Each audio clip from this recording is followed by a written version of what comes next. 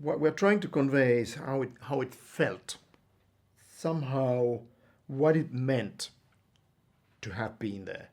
First of all, the sheer pain of sitting through all that, but also why did it have a massive effect on everything? And most importantly, how did you feel when you got out of there, then versus now?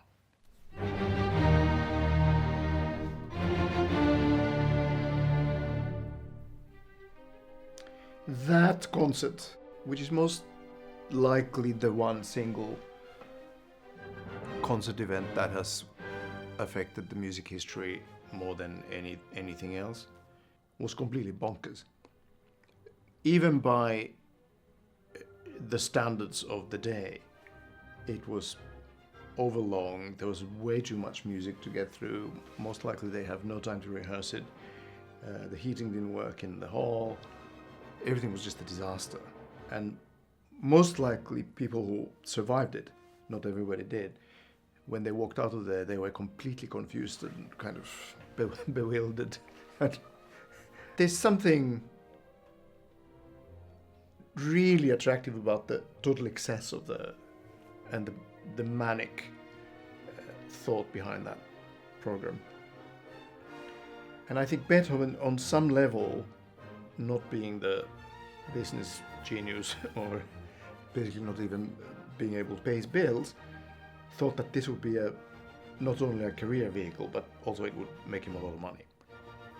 And the idea of bombarding the audience with at least 3 new works that now are very firmly in the canon of the greatest masterpieces of all time, plus all kinds of smaller pieces that are also famous now. It must have been such an assault on the people and on the capacity of perception. How much can you take even, especially while freezing to death? So there's something really attractive about that concept. There were some completely bold, completely new concepts, compositionally speaking, that nobody had ever attempted. The Fifth Symphony, for instance, which now for us feels like a cliche almost, because everybody knows how it starts, even if you don't know what it is, you recognize it.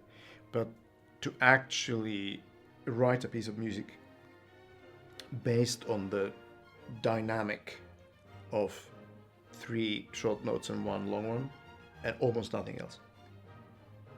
All the melodic harmonic materials almost non-existent in that movement. It's all about 3 short notes and 1 long one, and various combinations thereof, and how out of that cell something really exciting and dynamic grows. That was completely new. Also, very easy to forget that in the finale, when he adds the trombones to a symphony orchestra for the first time,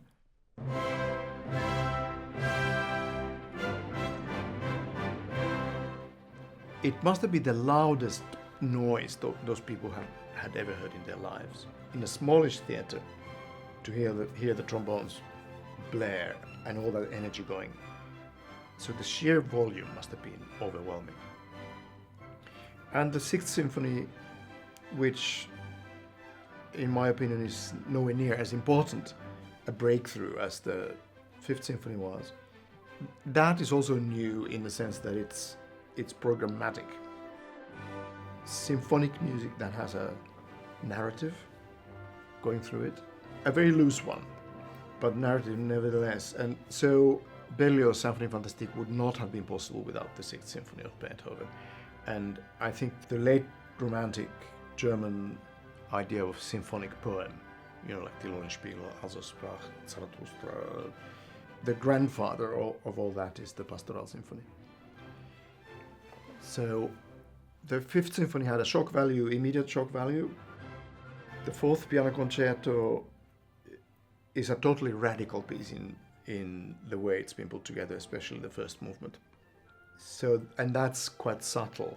It doesn't sound like a revolutionary piece because there's no loud loud banging.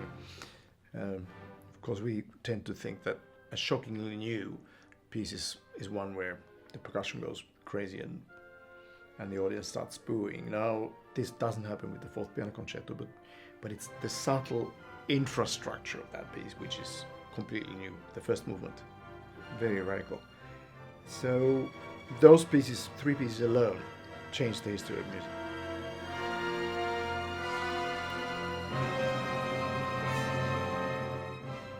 So I thought to recreate the essence of this insane event would be fun, because it also kind of takes us to closer to how people felt those days, and how massive and scary his genius was. Because now, of course, we are familiar with all this stuff, so the madness of Beethoven doesn't scare us. But somehow, nothing is as perishable as a scandal or a shock. There are other values in music that seem to be able to live forever, but the shock and that kind of reaction wears off after a while, including things like the Symphonie Fantastique or the Rite of Spring. So we don't have a shock when we hear them anymore. I mean, we love them, but it's more benign than what it was.